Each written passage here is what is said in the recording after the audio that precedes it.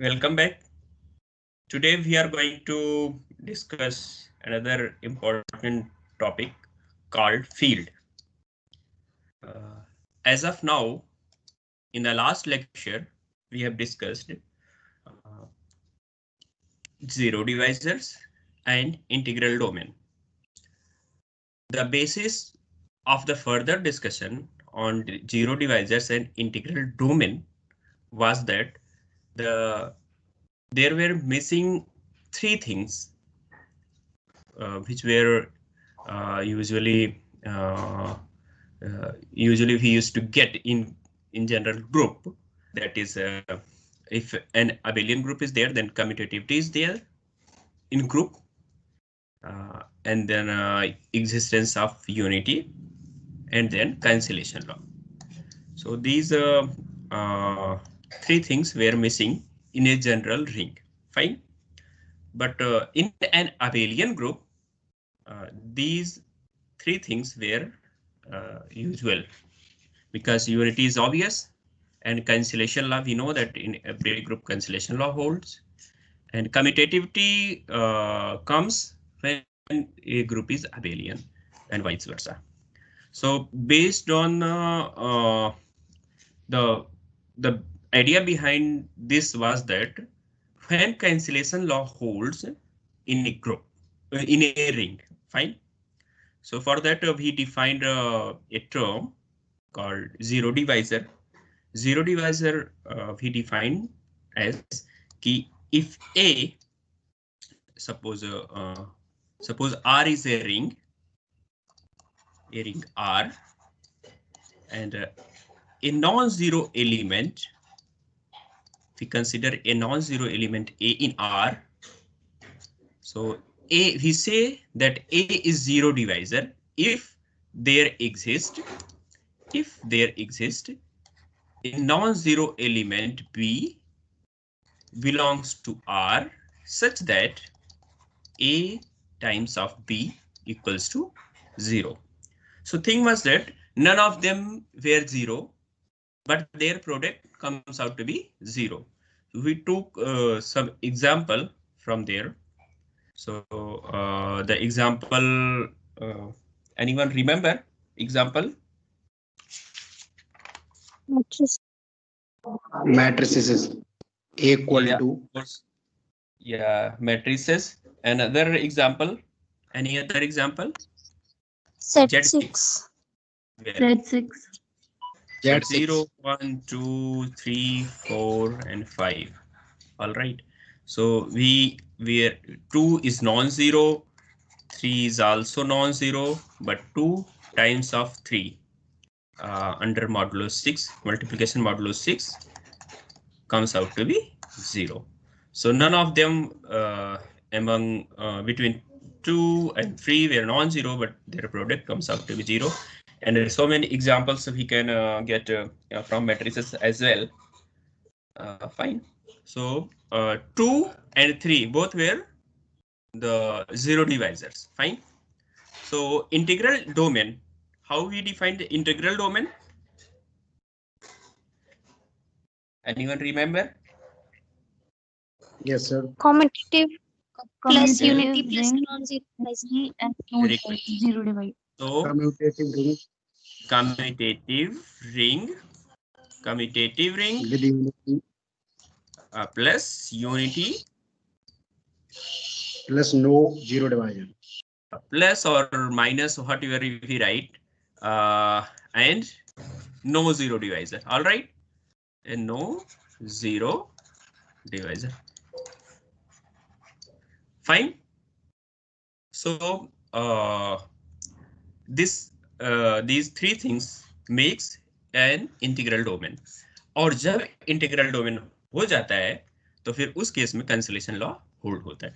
So in general, in an integral domain, this happens in an integral domain. Product is 0 only when one of the factor is 0. Fine. If A times of B equals to 0, then either A is 0 or B is 0. Fine. तो ये no zero divisor होने की condition हो गई. Fine. So this was the story so far what we covered in the last lecture. Fine. Now see next. Fine. Before proceeding further, let us have the clarity what is an integral domain, and then we have a new term field. और फिर मैंने इन दोनों को print together them to make a distinction between these two. What additional condition in integral domain makes a field? Fine. और फिर इसमें हम जहां जरूरत होगी एग्जाम्पल और काउंटर एग्जाम्पल्स भी देखेंगे, so that we have a clear cut idea about these. So fine, let us see integral domain. An integral domain is okay with unity and no zero divisor. Fine, this is what we know. What is a field? By definition, a field, this is a field, a special case, remember. Fine. A field is a commutative ring with unity in which every non-zero element is all right.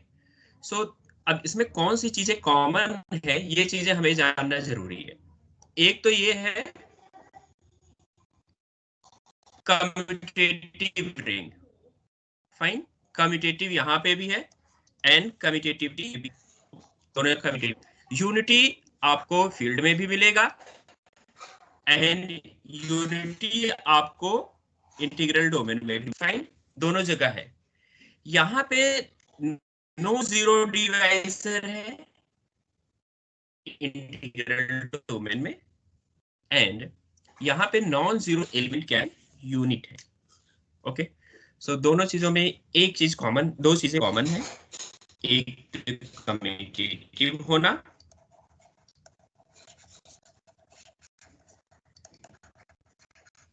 ठीक, और दूसरा क्या common है, दूसरा common है unity. Okay, ठीक है. ये दोनों चीजें कॉमन है दोनों में. एडिशनल कंडीशन जो आती है यहाँ पे नो जीरो डिवाइजर, और यहाँ पे क्या आता है, एक हर एक नॉन जीरो एलिमेंट यूनिट होगा. Unit anyone? A non-zero element is a unit. What do you mean by that? Sir आपकी आवाज कट हो रही है. Remember what is the definition of unit?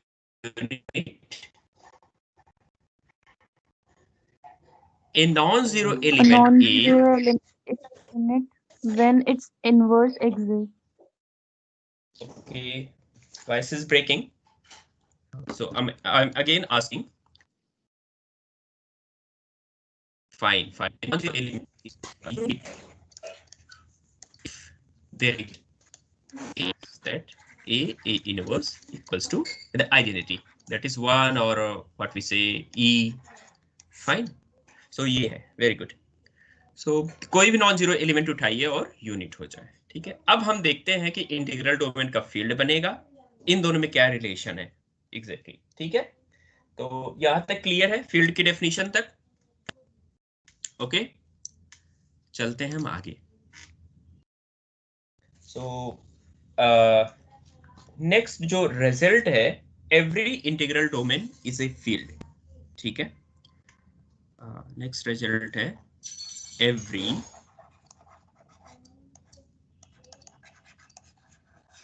integral domain is a field. Every just a minute. Every just a minute. I wrote this is this is a mistake.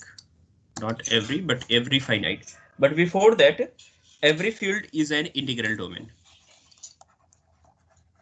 Every field is an integral domain. This is the result. Fine. So हम देखते हैं यहाँ कि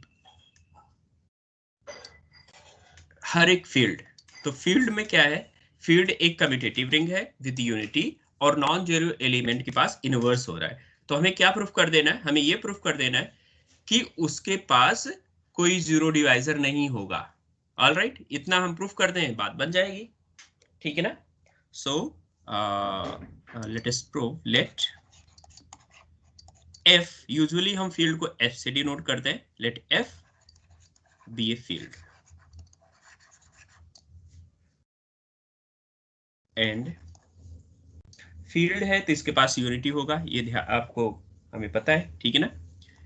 and a is a non-zero element of f.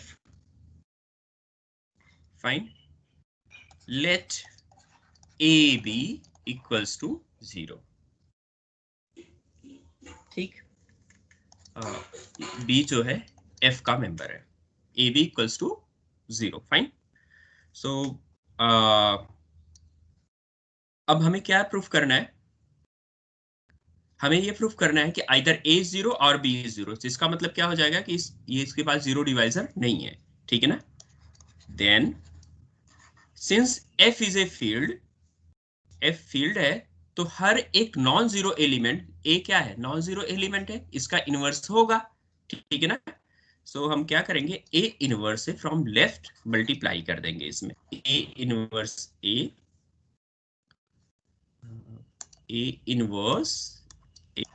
A inverse A B equals to A inverse times of 0.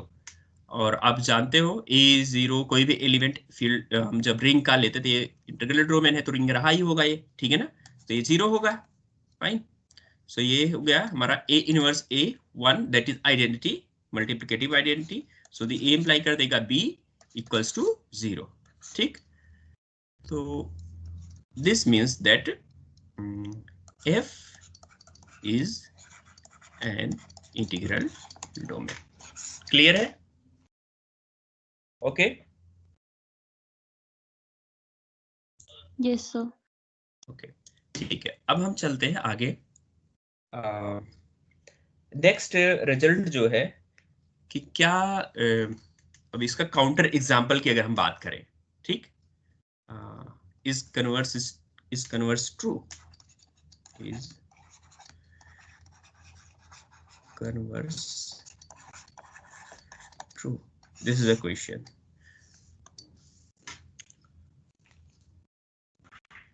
बताइए,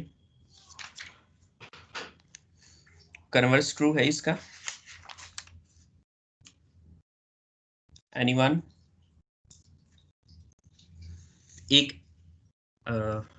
एक ऐसा integral domain जो कि फील्ड ना हो।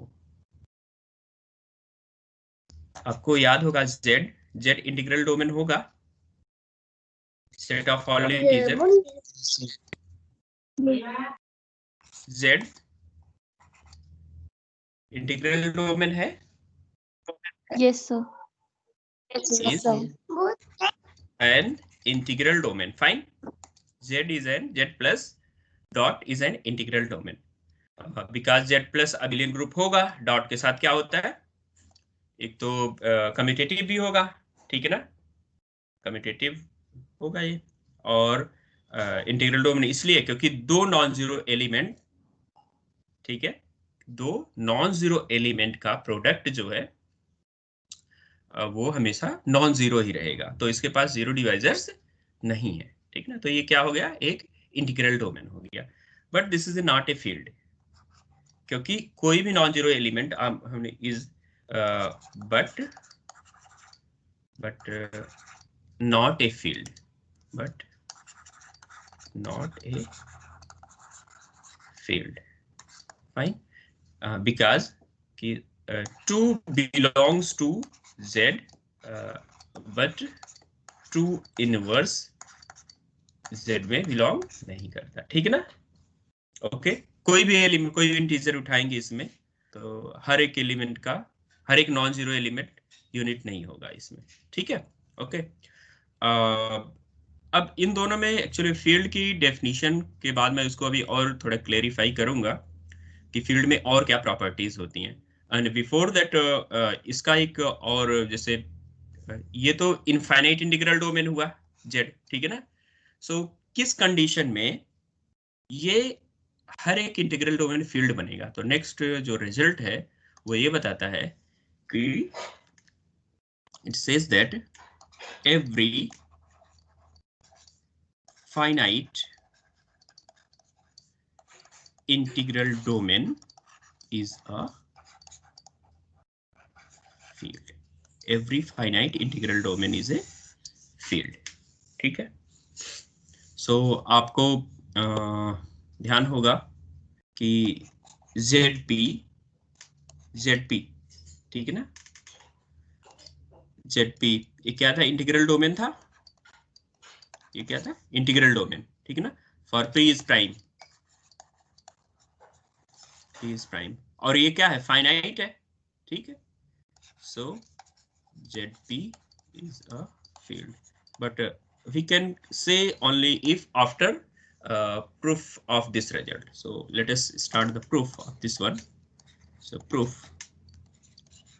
अब हम इसको प्रूफ करेंगे और उसके बाद फिर और कुछ एग्जांपल्स देंगे और फील्ड पे थोड़ा और क्लेरिफिकेशन लेंगे कि यूनिट एग्जिस्ट करने का क्या मतलब है, वो उसको क्या बना देगा फील्ड को, ठीक है ना, अंडर मल्टीप्लिकेशन में, ठीक है। So before that let us see the proof of this. So let D be a finite integral domain. Finite integral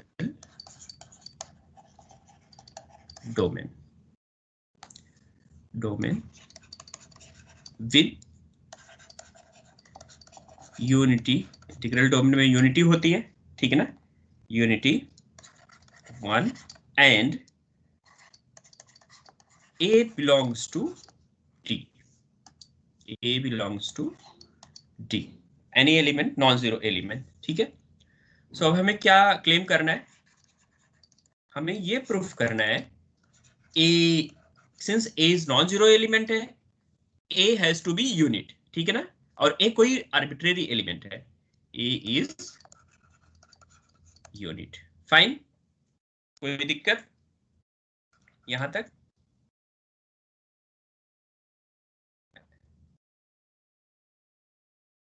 चलिए, if no then let us proceed. So assume or let if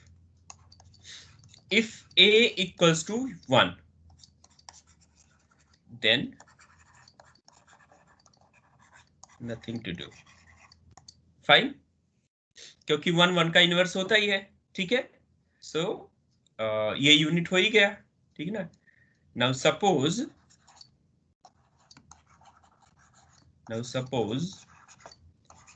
A is not unit, then consider the sequence A square A cube ... Fine. Since D क्या है? Finite है, D is finite. So अब ये जो power increase कर रही है, this power is increasing, at some point of time we can get some power like I. So there exist integers that is positive integers, ठीक है, positive integers. There exist positive integers I, suppose I is greater than J, such that कहीं ना कहीं पे कॉन्साइड करेंगे, क्योंकि ये finite, otherwise ये इनफाइनाइट टर्म्स हो जाएंगे इसमें, such that a raised to power I equals to a raised to power j. Fine. So a raised to power I equals to a raised to power j. I is greater than j और दो के दोनों positive integers हैं. ठीक है. Bye cancellation law अब देखिए यहाँ पे ये इंटीग्रल डोमेन है तो इसमें कैंसिलेशन लॉ होल्ड होगा पक्का. ठीक है ना. So by using cancellation law by using cancellation law a raised to power I minus j equals to 1 और of course I minus j जो होगा ये ग्रेटर देन 1 होगा. ठीक है. क्योंकि ये इंटीजर्स है इक्वल तो है नहीं तो जब भी होंगे तो उनके बीच का डिफरेंस एक तो होगा ही. एक से या उससे ज्यादा होगा एक. ठीक है ना. अगर ठीक है ना इतना क्लियर. ओके. अब since a is not identity and I minus j is greater than 1. ठीक है. So a raised to power I minus j. ठीक है ना. और -1 into a करके हम लिख सकते हैं. This is equals to 1. This implies that a raised to power I minus j minus 1 is the inverse of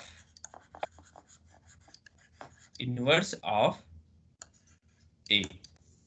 That is a is unit. अब इंटीग्रल डोमेन में था तो दो चीजें तो पहले से ही थी इसके पास में. एक तो कम्यूटेटिव होगा ये और दूसरा इसमें जो था यूनिट होगा. सॉरी यूनिटी होगा. किस चीज की कमी थी? कमी तो बस एक चीज की थी. वो था कि हर एक नॉन जीरो एलिमेंट का यूनिट होना. ठीक है. सो इस तरीके से sir last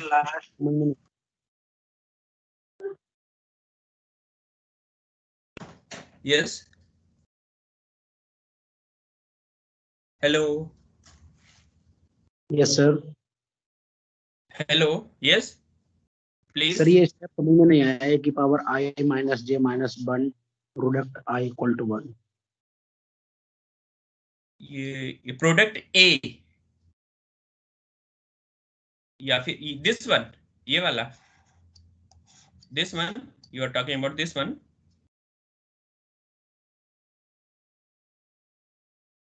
hello. Yes sir. आपकी आवाज सर कट जा रही है. Maybe due to some network issue, I hope there is some problem. आप ऐसे देखिए ना दोनों का बेस सेम है. अब सपोज मैं एक पर्टिकुलर एग्जांपल ले रहा हूँ. 3 to the power 7 है. ठीक है. और 3 to the power समथिंग या a to the power 7 है. यहाँ पे a to the power 4 है. ठीक है ना. तो ऐसे ही तो होगा a to the power 7.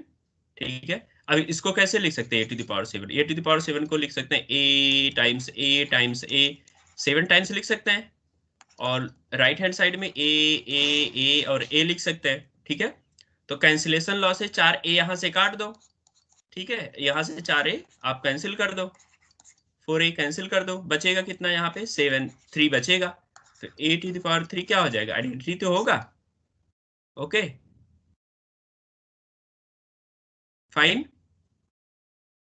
Yes sir. और कैंसिलेशन लॉ इसलिए होल्ड होगा क्योंकि ये इंटीग्रल डोमेन है. ठीक है. तो बाकी क्लियर है. और ये जो ग्रेटर देन 1 इसलिए हम लिख रहे हैं क्योंकि आप कहोगे सर कंसेक्यूटिव इंटीजर्स हो जाए. अगर कंसेक्यूटिव इंटीजर्स हो जाएंगे तो फिर दोनों सेम हो जाएंगे ना.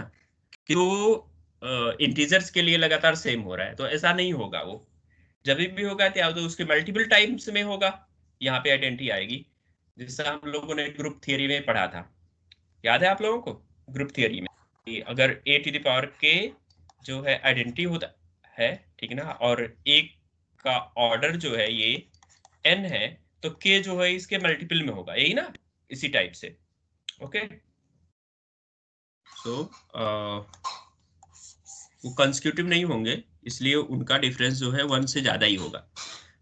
सो हियर वी हैव कि every non-zero element is unit. Okay, so now some question may be asked, what happens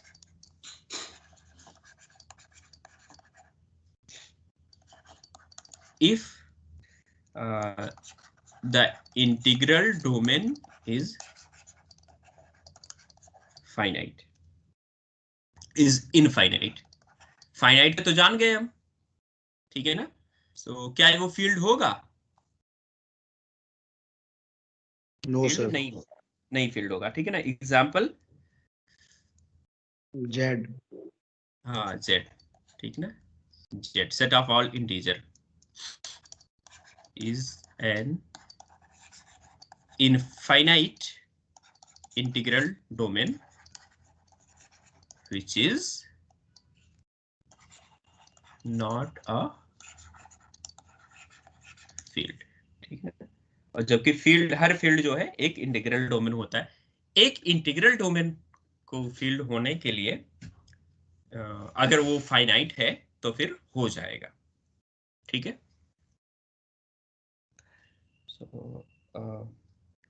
तो इसका मतलब ये नहीं है कि हर इनफाइनाइट इंटीग्रल डोमेन फील्ड नहीं होगा, ठीक है ना, इसका मतलब ये नहीं है। सो थिंग इज दैट यहाँ पे हम लिखेंगे मे और may not be a field, ठीक है ना। तो एक हमें एग्जांपल मिल गया जो कि ये फील्ड नहीं है। और फील्ड ऐसा इंटीग्रल डोमेन बताइए जो इनफाइनाइट हो और फील्ड भी हो।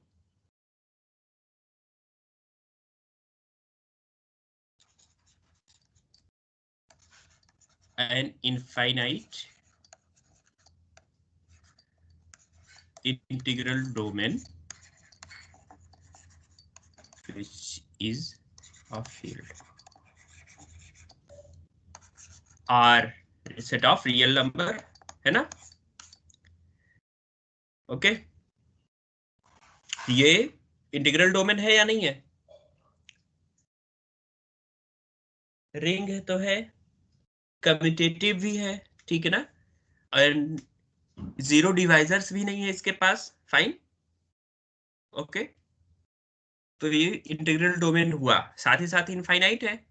और फील्ड भी इसलिए होगा क्योंकि कोई भी रियल नंबर x लेंगे हम R में, ठीक है ना। सो x हर वो एलिमेंट क्या हो जाएगा, उसका इनवर्स यहाँ पे एग्जिस्ट करेगा, such that x times of x inverse equals to 1, और ये सेट ऑफ रियल नंबर में बिलोंग कर, फाइन, ठीक है। तो क्लियर है। अब हम कुछ और एग्जाम्पल्स देखते हैं। एग्जाम्पल्स जैसे फाइनाइट फील्ड के एग्जाम्पल्स, ठीक है ना। तो अब जैसे हम लोगों ने जब ये वाला थ्योरम प्रूफ किया था, every finite integral domain is a field, ठीक है। सो कुछ और एग्जाम्पल्स हम देख पाएंगे यहाँ पे, जैसे Z2 हो गया, Z2 में 0 और 1, ठीक, और Z3 में 0 1 2 एंड Z5, ठीक है, 0 1 2 3 4। okay, so in general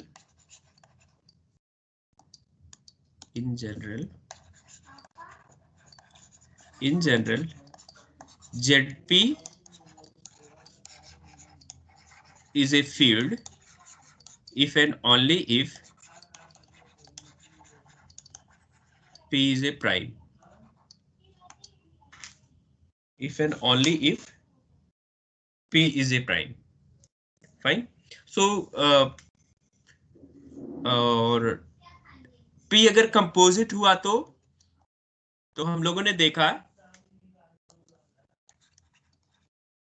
in case of if P is composite, in case of if P is composite, ठीक है. So let P is composite, then P is suppose 6, ठीक ना. तो हम लोगों ने देखा था Z6 में 0 1 2 3 4 5. फाइन. सो ये इंटीग्रल डोमेन है क्या? No sir. नो. तो जब इंटीग्रल डोमेन ही नहीं हुआ तो फिर फील्ड नहीं हो पाएगा, है ना. क्या होगा?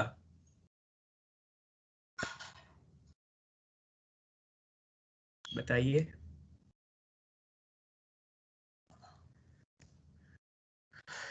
कैसे करेंगे?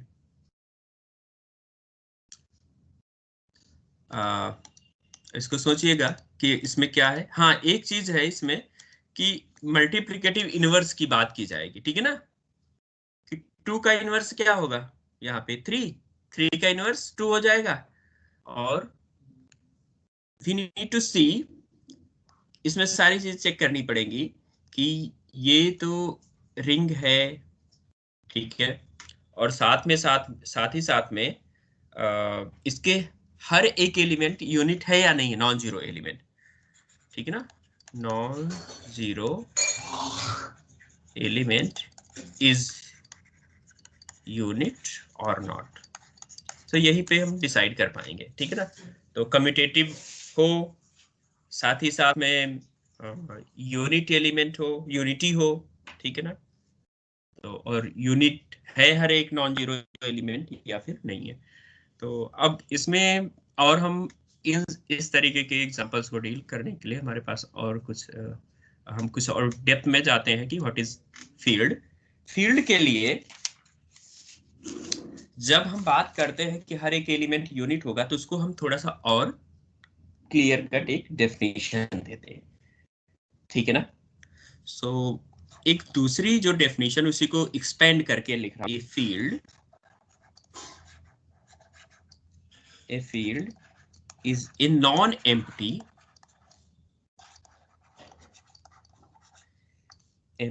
set R. अब इसमें रिंग वगैरह कुछ यूज नहीं कर रहा हूं.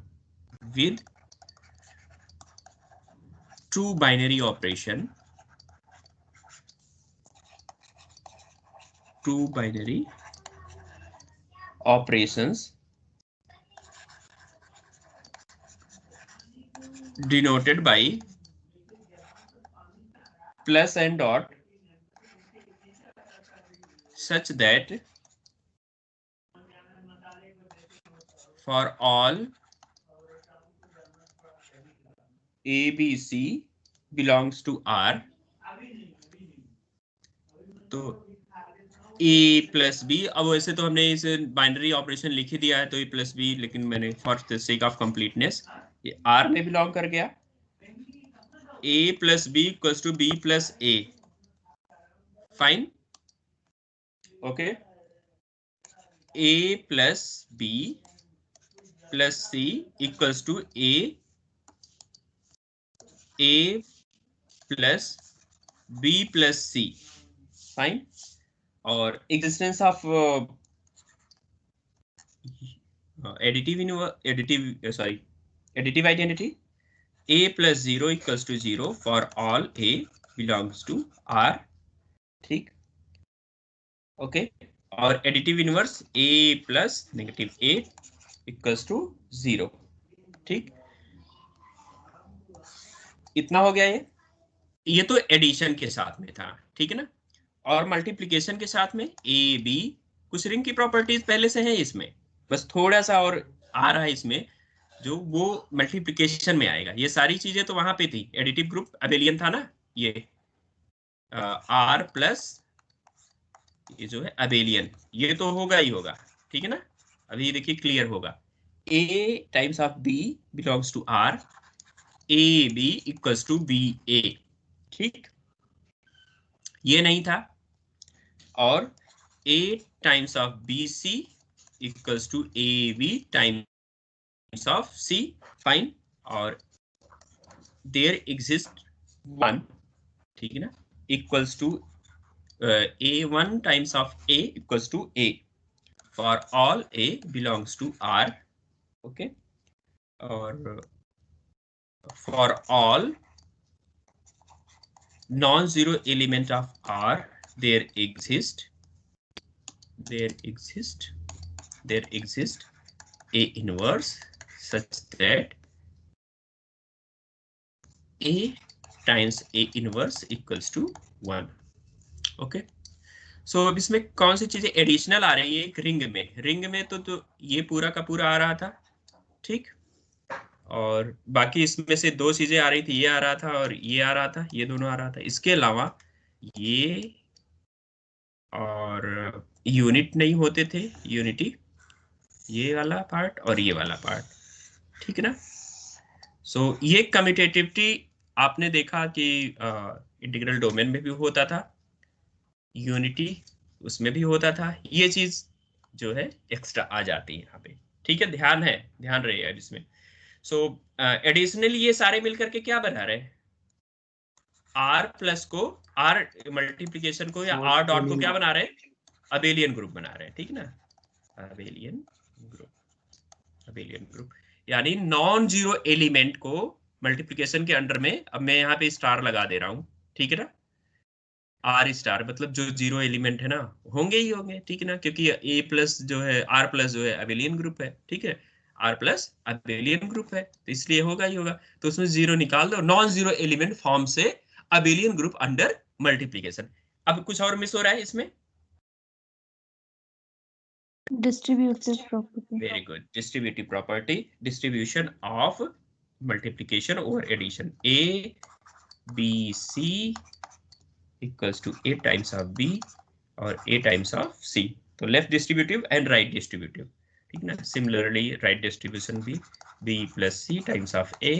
So B A plus C times of A. Okay.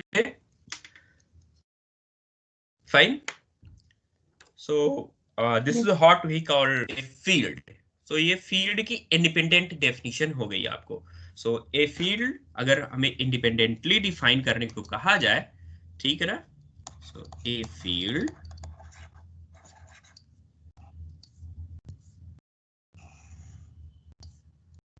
has कौन सी प्रॉपर्टी? R, या फिर मैं इसको F से डिनोट कर देता हूं, ठीक है ना, F plus and F star का मतलब मैंने जीरो निकाल दिया, डॉट R अबेलियन ग्रुप्स, ठीक, with distributive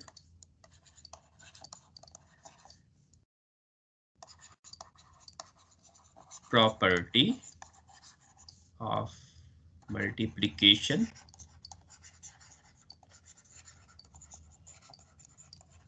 over addition. Clear है? So F plus F star dot abelian group and plus distributive property.